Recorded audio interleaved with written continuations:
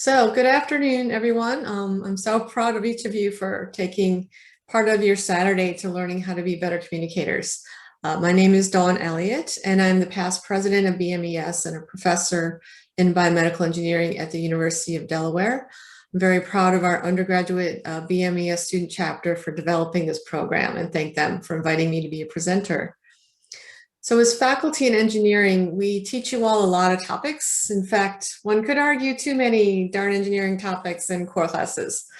And certainly calculus and transport and design and all the rest are important. But the most important skill you need in your career, in my opinion, and frankly, outside of work too, is communication. So do you believe me? Pause for a moment and reflect on this last year or so. Science and engineering, the work that some of you do in your research labs and the work that former students like you do in industry has discovered critical information about the COVID spread, its treatments, and vaccines. Was the science communicated well? When it was, the public heard and learned and made good choices. The clear communication of Dr. Fauci, who is not flashy and doesn't need a lot of PowerPoints to explain his science, is an example of a great communicator. But sometimes the science became political instead, and sometimes it still is. And poor communication has contributed to a diminished trust in science. For example, there's reduced trust in the CDC and there's vaccine hesitancy. So yes, communicating science well to experts and to the public is, I think, the most important skill you need to develop.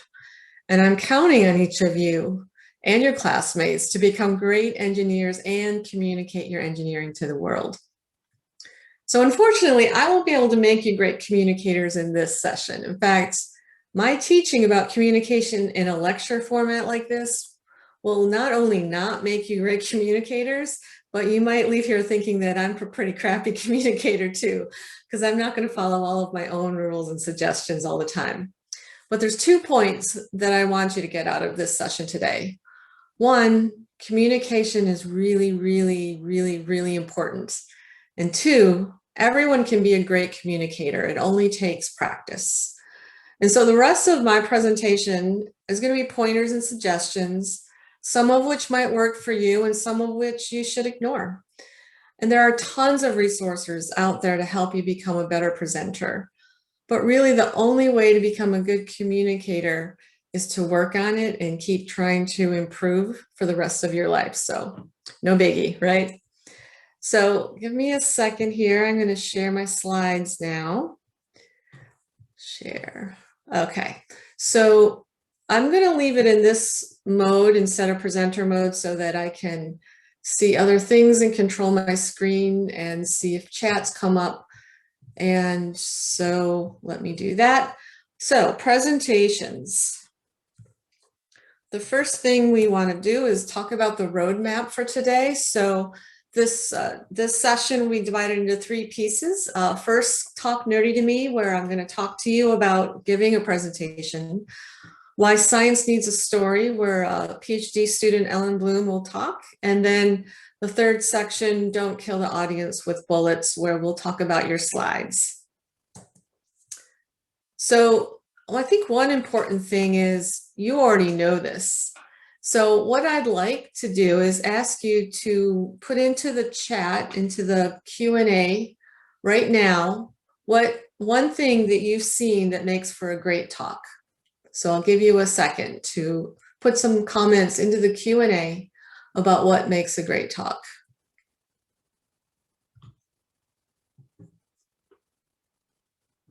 I'd like everyone to put in one thing at least.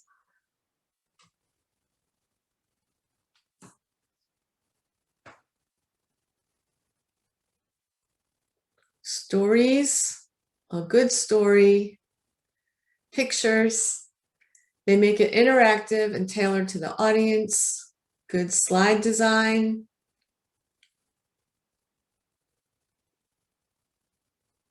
Those are great.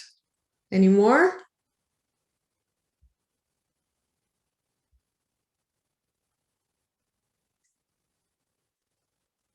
clear organization, not too wordy, authentic. I love that one.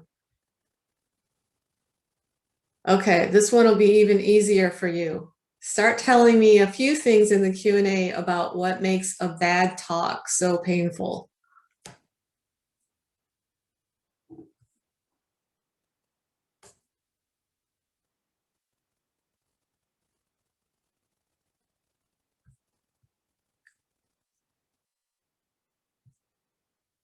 Monotone voice or lack of confidence in what they're presenting, too many panels of data on the same slide, too long, when people just read off their slides.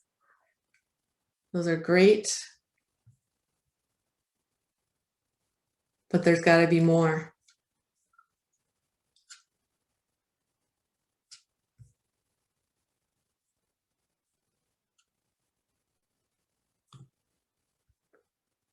Disconnected, message main points aren't clear. All right, feel free to keep adding to that chat, but I think you guys hit it. And you can just do that. You know what it takes.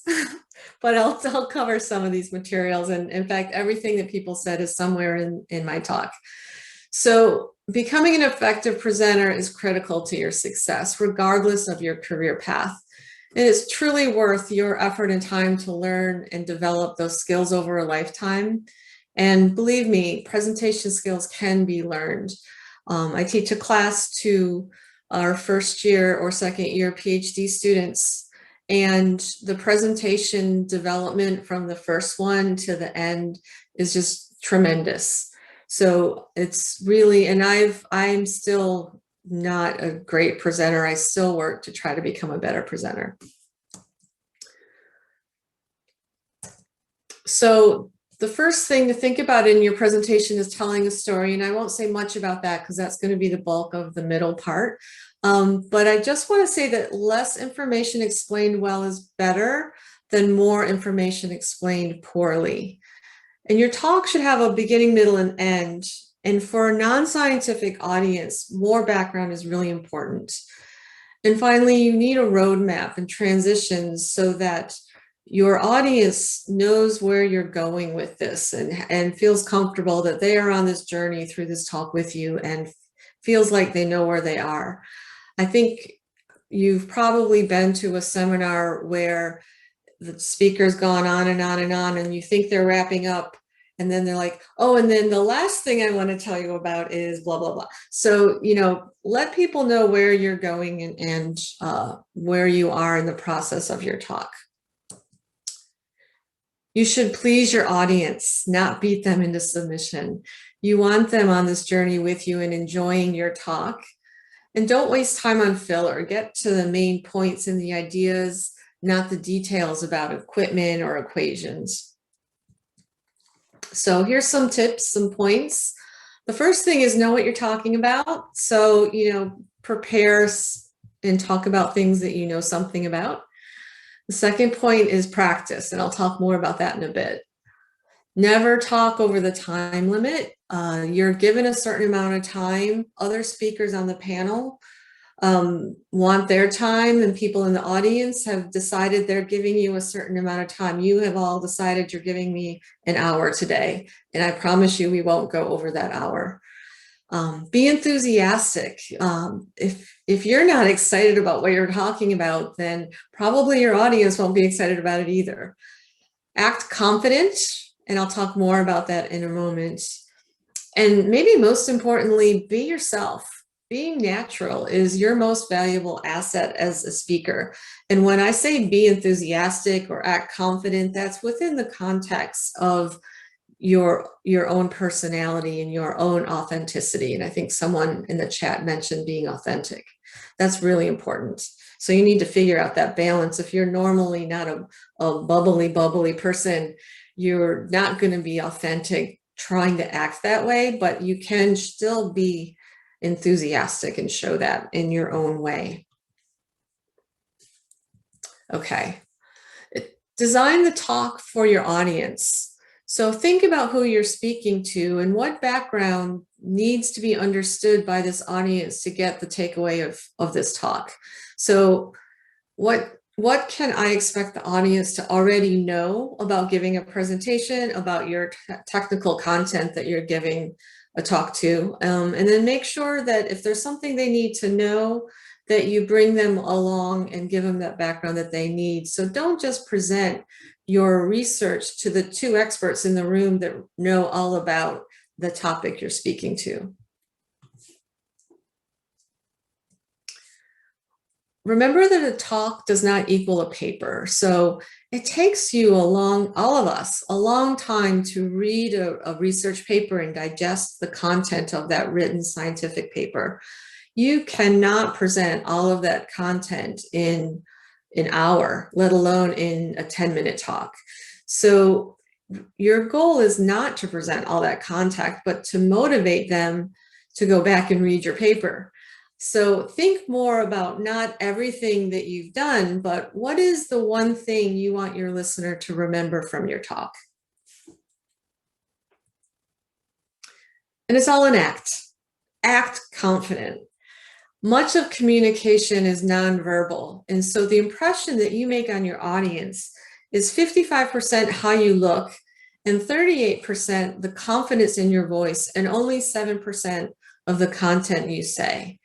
So if you look and sound confident, then you will have a lot of credibility and engagement with your audience. So it's really important, and that can be compared to theater, where in theater you also want to connect with the audience and have a performance. So act like you enjoy doing research and that this is exciting to you, and hopefully that won't really be an act, that you really do enjoy doing research and that it is exciting to you. But your results, while you've been striving through this research for 1 year or 6 years, and you might even be thinking to yourself, I'm so sick of this work. Bring yourself back to the beginning and this excitement that you had about this work, and present this as exciting as it was to you as you were initially getting that data. So appear confident and enthusiastic. Speak clearly and slowly. Know your audience and speak to them. Your body actions and motions are important. So this is a lot easier to do when you're in front of a group of people instead of over Zoom. But you can see I'm using gestures. I'm extending like motion to you, even though you're a green dot to me. Eye contact, which I can't do, is really important. Smiling is important. Bringing passion to your voice. Speak as if you're in a conversation with friends over this animated dinner. Bring that kind of energy and passion to your research. And effectively use pauses to show confidence and to replace nervous ums and to emphasize key points. And finally, avoid jargon. Don't use words that aren't known by the entire community. Okay.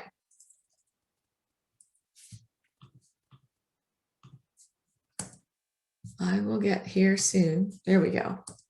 Practice. This is really important point. Practice is the key to a natural delivery. So what I would recommend is practice out loud alone several times, 5, 10 times, so you can go through the whole talk and feel comfortable. And then practice to a small group, maybe your lab group or your friends, and get feedback and have them ask you questions that you might get from your audience. And then finally, Zoom. The one good thing we have about Zoom is you can record yourself and watch it right away. And it's really painful, but do that and you will see so much about how you presented. So that gives you a lot of practice, and rehearse your talk from beginning to end until you can deliver the whole talk confidently, at least 3 times, and maybe even more than that. And practice the opening even more, because that's when you're the most nervous. And once you get started, it's easier to keep rolling. But so practice that opening even more. And then plan for the questions that you think you might get and questions you get from your small group that you practice from, and practice answering the questions out loud. So nervousness is natural, and everyone is nervous. I remember my first talk that I gave as a graduate student. I was very nervous. I remember the talk I gave before I defended my PhD and before I did my proposal exam. I was hugely nervous, but so it's normal. It's really normal. But know that you feel nervous more than you show nervous. And there's some tricks and ways to try to handle that. And the first thing is arrive early. Get to the room where you're presenting early. Make sure your slides are working and projecting properly. Go up and talk to a few people in the audience. I saw someone do this, a plenary speaker. Excuse me, my cat is on top of my desk. Doesn't happen when I'm giving a talk in a seminar.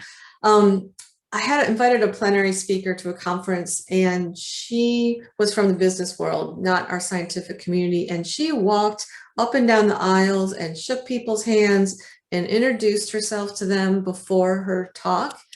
And, you know, she had their attention and her support before she said her first word because she connected with them. So that was just fantastic. If you're nervous and you're sitting there waiting to give your talk, just focus on having deep breaths. Even I've read to try to hold your breath as long as you can and keep doing that to slow your heart down.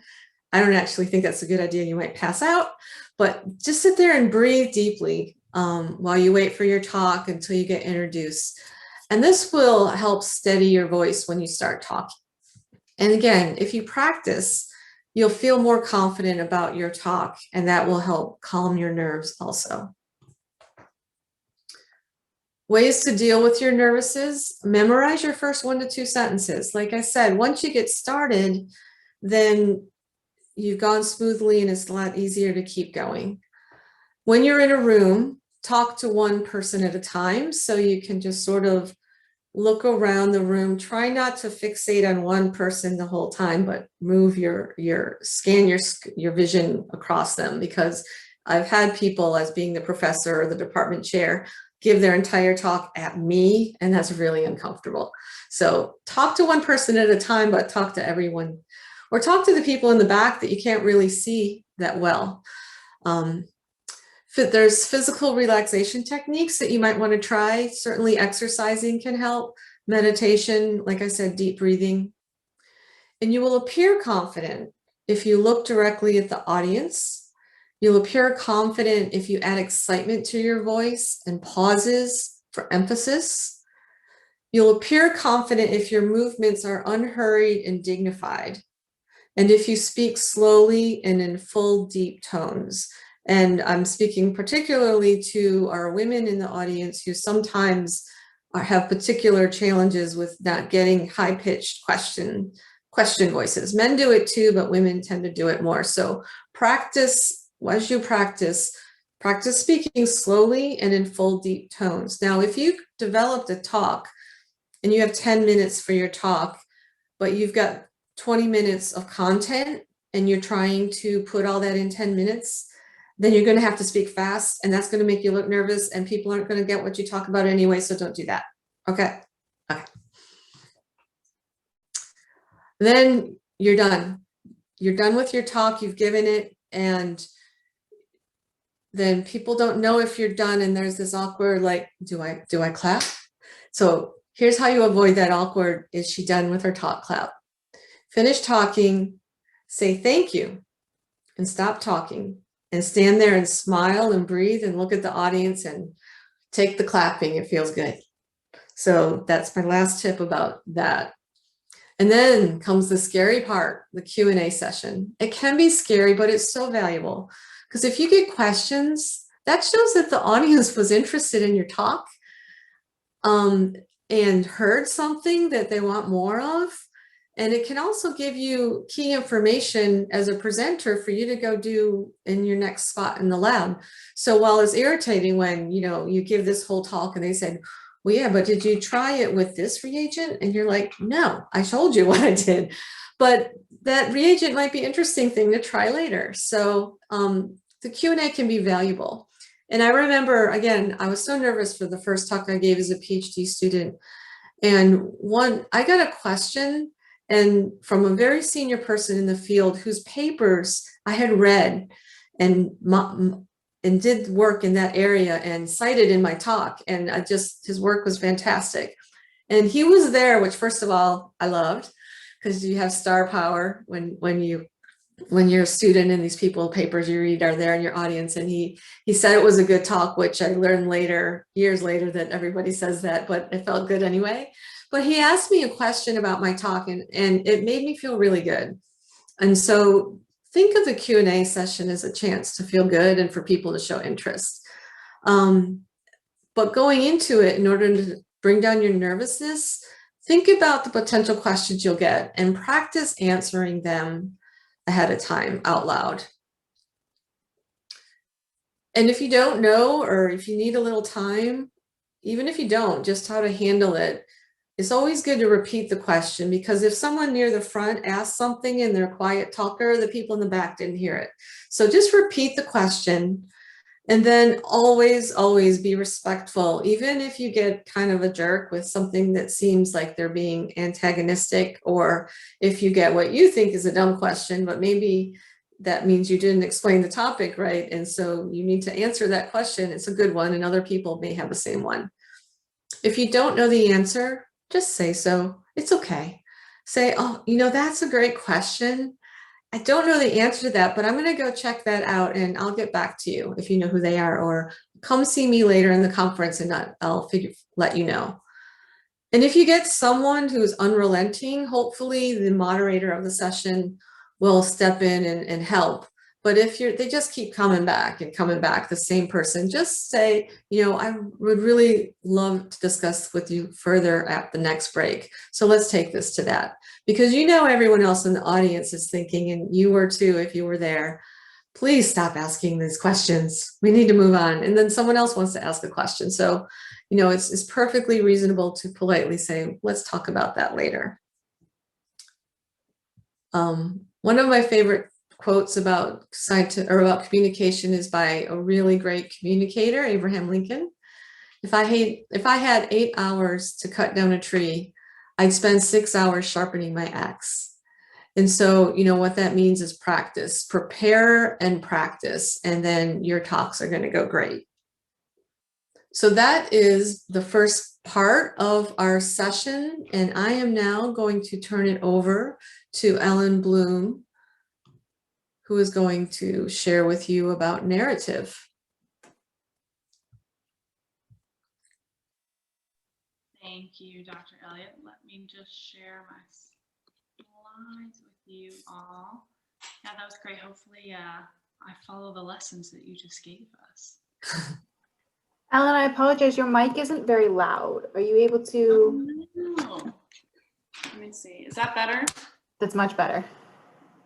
I had it propped up to get a better angle, but I don't know what's happening with my screen share.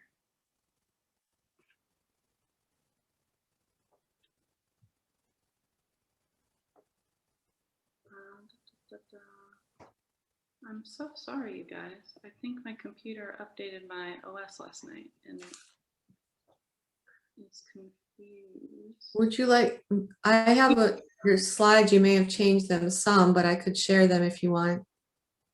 Let me try one more time. Share. Yeah, let's make it for some system preferences.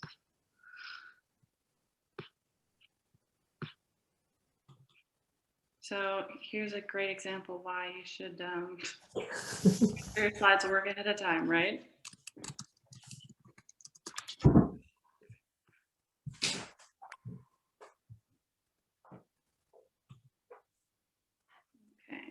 it wants me to quit the Zoom and reopen, so I'll be right back.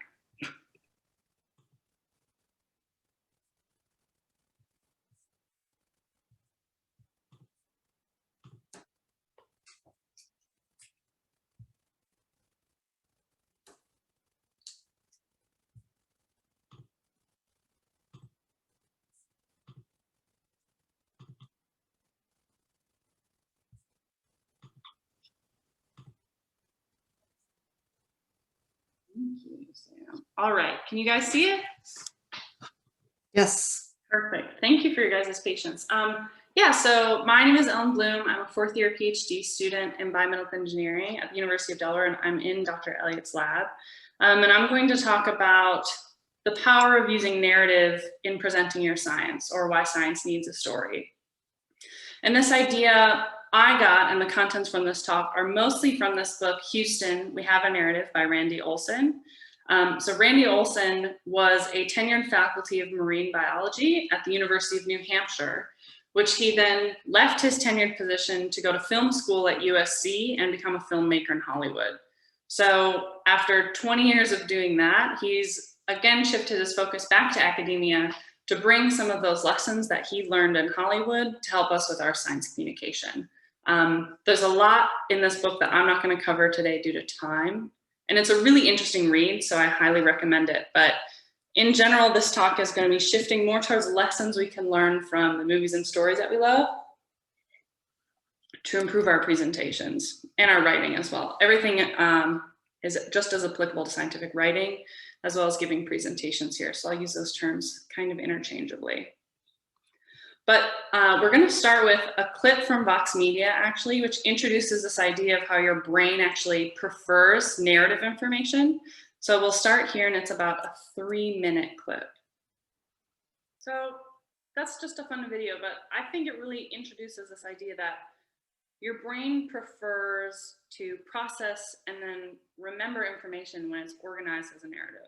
This is something that we can use to motivate us to include this in our own research presentations. So brains also respond differently when information is given to them as a narrative versus non-narrative experience. So there was a study done in 2008 using functional MRI to investigate how these different inputs make your brain respond differently. So patients in the MRI, or subjects in the MRI, had different clips that they were able to watch. So they were either shown highly narrative clips from, in this case, they were Hitchcock movies, so very suspenseful, or non-narrative clips, which was just footage of people walking around Central Park.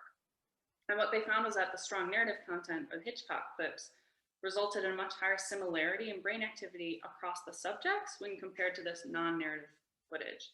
So your brain not only wants to remember narrative, but it actually prefers it when it's given information and responds differently. So let's use a metaphor here to try to explore this idea in relation to our research communication. So you've finished an experimental project and you have a pile of information.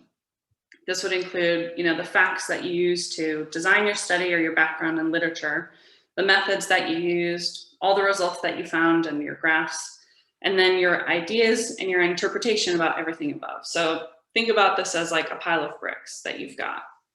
Now, you can write this up, and if you do it non-narratively, this would be like organizing it into a palette of bricks. It's more organized, it's easier to shuffle through, and it's still useful for people who know what they're doing, but it's not exactly interesting. It's a pile of bricks that are not organized, but still just a pile of bricks. Now, if you use really strong narrative writing tools, that would be like turning your pile of bricks into a building. It's useful for many more people. It's much more accessible for people to use, and generally it's a lot more interesting to look at. So when we're using these narrative tools in our writing, you can make the presentation of your research a lot more useful for more people. And again, not just the 2 experts in your room, but also make it more compelling for everybody. So what are some examples of this? So non-narrative is going to be most of the research articles that we read in something like Nature, any of the journals that we go to, where if they're non-narrative, they at best have weakly or more basic narrative structures included. But the examples of really strong narrative storytelling are going to be a lot more familiar to all of us. Things like Star Wars, The Wizard of Oz, Lord of the Rings, Moana, or if you want to get away from fiction, strong documentaries like Icarus. Things like that. They're very compelling. I think we would all agree, even if, the topic of a Nature article is very interesting to you, still not as compelling as, say, Moana is. But what Randy Olson, the author, posits, and what I do as well after reading it, is that we can take a lot of these skills that are in these very, robust stories that we like and apply them into our research presentations as well. And actually, they do have some similarities, more than you might think. So when we're putting them together, the best place to start is the overarching structure of a story. And by that, I mean basically what you learned in like middle school language arts class, this overall arc. So the exposition is where you start. In The Wizard of Oz, this would be that Dorothy's a girl, she has a cute dog, and she lives in Kansas.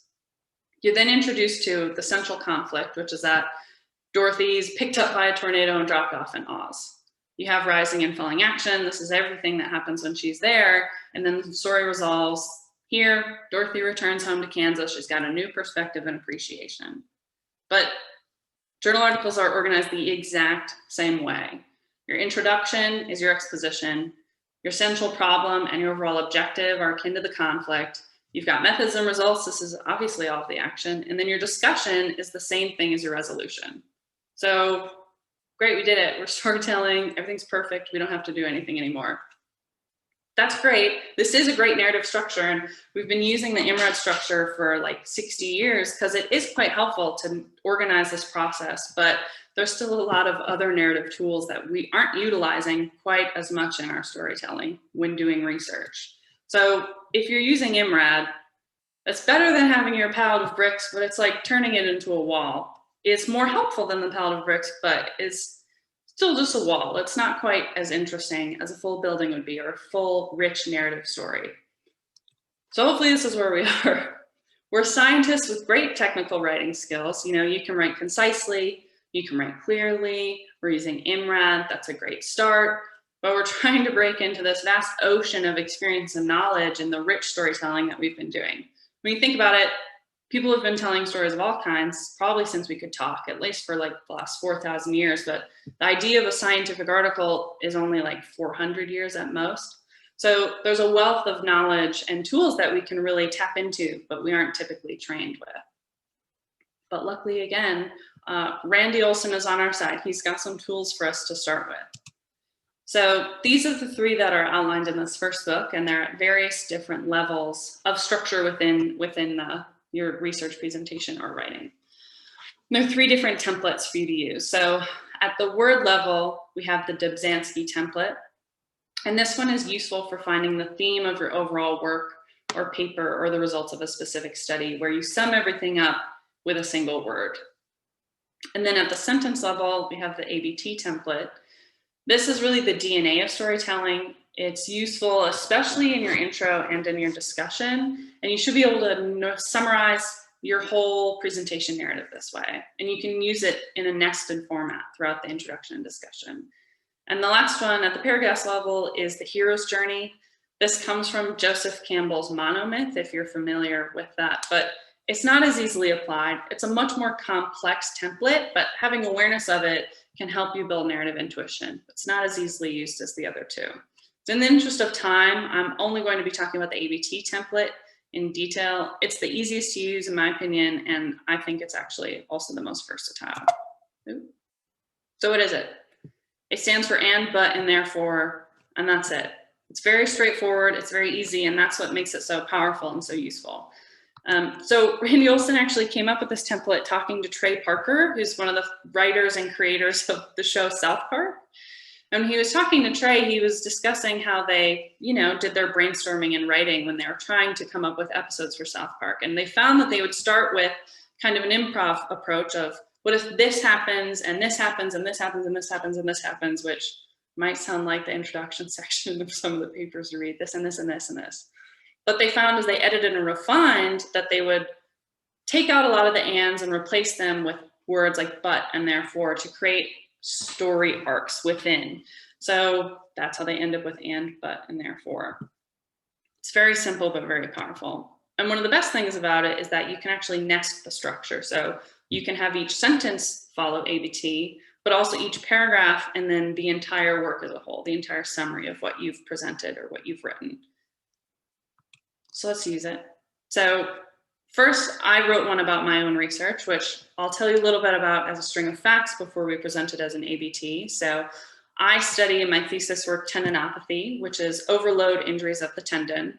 I use a surgical animal model to look at both structural and the mechanical changes that happen during the progression of these injuries. And then I use a bunch of different techniques, like high resolution MRI, I do novel electron microscopy, confocal imaging, and then mechanical testing. Great. Told you what I did. Probably, hopefully, I think it's interesting, but here it is as an ABT with that stronger narrative structure. So tendinopathy results from excess mechanical loading, and structural and mechanical changes occur with tendinopathy progression, but the early changes are not well understood. Therefore, I'm using an animal model and experimental assays to study these changes. So I would like to get at least 3 ABTs from you guys, whether based on research that you yourself are doing or an ABT based off of some of the published research that you guys are using for the poster and the abstract workshops. So post it in the Q&A and I will read it out for you, but I would like to see 3, or the chat. Can use either.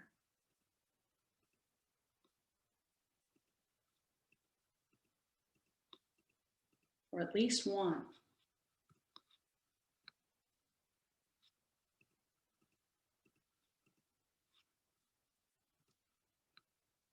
Anybody? Maybe we can get Dawn to say one. Dr. Elliot, do you have any?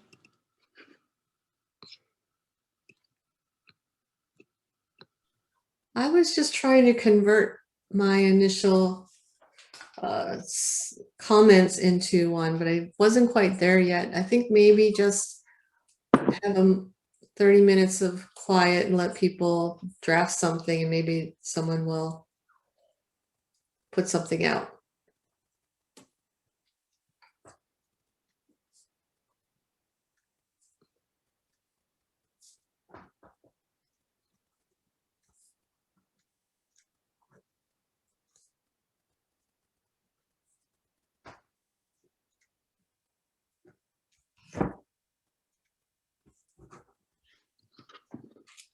We'll go for, well, I'll give another 30 seconds. Bless you guys, think mine was so good. Here's one in the chat. Thank you, Julie. So here's what we've got. Cardiovascular disease is a leading cause of death and is highly studied, but there are few papers that study women. Therefore, this paper examines cardiovascular disease in females. That's perfect. Here's another one from Cora. Glioblastoma is the most common brain cancer, and invasion is thought to promote this invasion, but drivers of this invasion are not well understood. Therefore, I use MRI to study flow paths that may guide the invasion of cancer cells. Both of those are very fascinating. You already have me hooked. I want to go back and I want to listen to your talk or read your papers. This is awesome. Yeah, so, I mean, you also don't even have to actually use the exact words ABT, but this structure is very helpful, and hopefully you guys agree that they at least make very compelling summaries of what you're doing when used as a single sentence. But as I said before, you can also use these over an entire paragraph structure. So this is an abstract from a paper by Watson and Crick, posted in Nature in 1953. And you can see, I won't read it out loud, it looks like we're getting some more ABT sentences that I'll read, but you can see there's a clear and in the beginning, but when they introduce their own opinion, that contrasts and then summarize what they're there for. So this is a whole abstract portion of the paper written in ABT, but we've also shown that you can write a summarizing sentence. So I have one in the Q&A I'll read, which is not science, which is also fun. So Pokemon games are wildly popularized in pop culture and have a massive influence on the younger generation, but it is not clear to what extent it permeates through other generations. Therefore, I'm performing a study to investigate the extent to which Pokemon permeates throughout the demographics of the US. I love that one. Yeah. Blast from the past with Pokemon, back to the 90s. Great. So we very quickly covered some of this stuff, but we started with using narrative within scientific writing and how that improves both the understanding and retention, as it's actually preferred by our brains for processing. And that using narrative within scientific writing also can make it more compelling, similar to the movies and stories that we all know and love. However, again, scientists are not trained in using storytelling methods, though we now can practice with tools and templates to help us sharpen these skills. So I know I went quick, but hopefully you all were able to notice that this slide itself is an ABT template. If you thought it was a good summary, that might be why. But seriously, to finish up, Randy Olson really is written pretty fascinatingly because of his, dual perspective as a filmmaker and as a prior academic PI. His books are on the top. The one on the left that I spoke about was Houston, We Have a Narrative. But I think you can also take away from this is that you don't need to be trying to learn how to tell stories only from a scientific lens, and sharpening these skills just from reading, storytelling for fiction can also be helpful in us in trying to make our presentations and our writing much more compelling. So thanks for listening to my little speech on narrative storytelling. And with that, I will pass it back to Dr. Elliot to see how we can make good slides as well. Great, thanks, Ellen. That was fantastic. So my ABT, communication in STEM is important, and poor communication damages society and our field. Therefore, we should all work to be better communicators. Mm-hmm. Okay, so let me share my screen again. And we are right on track, friends, to be on time, so no worries. I'm going to speak briefly about PowerPoint or Keynote slides, whatever you use. And the first point that you may have heard before and you'll hear again is don't kill your audience with bullets. And this is where I'm a little bit apologetic because I know my talk today is killing you with bullets. So I broke my own rules. Hopefully you don't hate me and judge me, but I did it. Because the presenter should be the focus, not the slides. And we really have hurt ourselves as a whole generation of communicators by becoming so dependent on these words on our slides. So I am personally trying to wean myself away from them, and I do it much better in my own scientific talks than I do in a seminar like this, which is not completely within my wheelhouse as a professional. You should use slides to support your talk and not carry it, add to and not detract from your presentation. Your slides are supposed to be for the benefit of the audience mostly, not the presenter. We don't always do that. So what is the purpose of slides? As I said, they're for the audience first to follow and understand your talk. They're also for the speaker as notes. And they're also for people who are not at the talk so they can maybe review it later and learn what it's all about. But I think we would all agree that the most important of these three groups is the audience, and we should design our whole talk, the way we say it, what we say, and our slides for you, our audience. You want clean and simple slides. These are really just easy things to think about. High contrast between your background and content, just 1 to 2 figures in simple text, big fonts, not fancy, easy to understand, 1 idea per slide, add emphasis with color and visuals. How many slides did you have? You can consider a rule of thumb, 1 to 2 slides per minute. But this really will vary according to your style and the content of your slides. And so this is why practicing is so important, because what I find is the first time I practice a talk, it is about twice as long as the polished version several times later. And so because I'm still trying to find the words I want to say. So you need to practice and then refine your slides and what you say throughout your practice time till you meet the required time limit and the content that you want to share. Your slide title should be a takeaway point. So for example, here, my slide title is slide content. And that's a little bit more informative than just saying methods and then listing your methods. How much text? So again, I'm breaking my rules today and I apologize to you all. But they say 3 to 5 words per bullet, 3 to 6 bullets per slide. Some people say 3 bullets per slide and that's it. No full sentences. Don't write out your script. And I said it before, I'll say it again. Your slides should be for your audience. What about figures? So figures are where you're bringing your data to your audience. So this is, to me, like one of the most important things to pay a lot of attention to. They should be clear and clean and readable. And if there's something on that figure that you're not going to talk about, during the presentation of that figure, don't show it. Recreate, don't copy and paste your figure out of your publication and put it in your talk. They're different audiences, they're different times, and you just won't be able to, audience won't be able to get everything out of it. When you look at a figure in a paper, you can spend 5-10 minutes on that one figure trying to understand it. They don't have that time. You have to simplify the figure just for the information you need to share. You can use animation to break down and describe a complicated figure or diagram. Videos, it's great to insert the video. Be sure if you're using a video to use animation to control the timing. Don't let a video be behind you on the screen continually looping while you're going on to talk about something else, because your audience will be mesmerized by this video loop and won't see or hear anything that you say. Figures, you need to talk about them. Don't just throw, I know you know your figures like the back of your hand because you made them and they're the data you collected. But remember, your audience is seeing that figure for the first time. So you need to explain to them how to read that plot, tell them what's on the X and the Y axis, what do the different lines on that figure mean, and what should we learn from that figure. And this will take time. So this is a really important part of managing the time in your talk. And this is probably one of the things you care a lot about, is for them to understand your data. So take that time and make sure your figure is explained to your audience.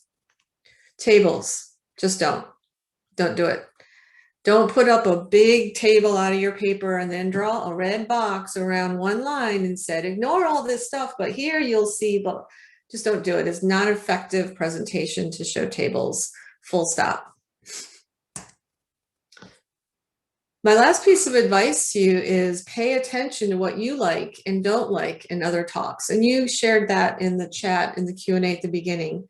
So as I said at the beginning, you know what you like, you know what you can get and don't like out of other people's talks. So if you're in a seminar and it's not your area, and for whatever reason, maybe you're required to be there, use that time to analyze the slides and the speaking style of the speaker and learn from that and pay attention to that and apply it. I know that I teach, as I said, I teach a communications class to all of our first year graduate students. And by the end of the class, their slides and their talks, they're following a lot of the things that I've talked about, even if I didn't do them today. But then 2 years later, some of them, when they're giving their talk, you know, in the departmental seminar, have gone back to the old ways of too much text, hard to read figures, and not putting in the narrative like Ellen talked about. So, you know, and I do it too. It's a lifelong learning of paying attention to your slides and what you say. The final slide in your presentation, it should be the takeaway point. You want that last thing up there to be what you want, the main thing you want them to get out of your talk. So how valuable is it to use this piece of real estate that will probably sit there a bit longer during the thunderous applause to just be, thank you. So make that final slide your takeaway point. So I would like you to commit to do 4 things. When you give a talk, practice from the beginning to the end several times. Energize your voice, so sound enthusiastic. Tell a story, a narrative, and have your talk and your slides designed for your audience. Becoming a great communicator is simple. You just have to work hard. And I have reserved 4 minutes of my time to share with you a video that makes these points so much better than I. And so let's see if I can make this work. I'm not as talented as Ellen, so I could not embed this video. So this is 4 minutes and then we're almost done. So hang in there and you'll like it. 5 years ago, I experienced a bit of what it must have been like to be Alice in Wonderland. Penn State asked me, a communications teacher, to teach a communications class for engineering students. And I was scared, really scared of these students with their big brains and their big books and their big unfamiliar words. But as these conversations unfolded, I experienced what Alice must have when she went down that rabbit hole and saw that door to a whole new world. That's just how I felt as I had those conversations with the students. I was amazed at the ideas that they had, and I wanted others to experience this wonderland as well. And I believe the key to opening that door is great communication. We desperately need great communication from our scientists and engineers in order to change the world. Our scientists and engineers are the ones that are tackling our grandest challenges, from energy to environment to healthcare, among others. And if we don't know about it and understand it, then the work isn't done. And I believe it's our responsibility as non-scientists to have these interactions. But these great conversations can't occur if our scientists and engineers don't invite us in to see their wonderland. So scientists and engineers, please talk nerdy to us. I want to share a few keys on how you can do that to make sure that we can see that your science is sexy and that your engineering is engaging. First question to answer for us, so what? Tell us why your science is relevant to us. Don't just tell me that you study trabeculae, but tell me that you study trabeculae, which is the mesh-like structure of our bones, because it's important to understanding and treating osteoporosis. And when you're describing your science, beware of jargon. Jargon is a barrier to our understanding of your ideas. Sure, you can say spatial and temporal, but why not just say space and time, which is so much more accessible to us? And making your ideas accessible is not the same as dumbing it down. Instead, as Einstein said, make everything as simple as possible, but no simpler. You can clearly communicate your science without compromising the ideas. A few things to consider are having examples, stories, and analogies. Those are ways to engage and excite us about your content. And when presenting your work, drop the bullet points. Have you ever wondered why they're called bullet points? What do bullets do? Bullets kill, and they will kill your presentation. A slide like this is not only boring, but it relies too much on the language area of our brain and causes us to become overwhelmed. Instead, this example slide by Genevieve Brown is much more effective. It's showing that the special structure of trabeculae are so strong that they actually inspired the unique design of the Eiffel Tower. And the trick here is to use a single readable sentence that the audience can key into if they get a bit lost, and then provide visuals which appeal to our other senses and create a deeper sense of understanding of what's being described. So I think these are just a few keys that can help the rest of us to open that door and see the wonderland that is science and engineering. And because the engineers that I've worked with have taught me to become really in touch with my inner nerd, I want to summarize with an equation. Take your science, subtract your bullet points and your jargon, divide by relevance, meaning share what's relevant to the audience, and multiply it by the passion that you have for this incredible work that you're doing. And that is going to equal incredible interactions that are full of understanding. And so scientists and engineers, when you've solved this equation, by all means, talk nerdy to me.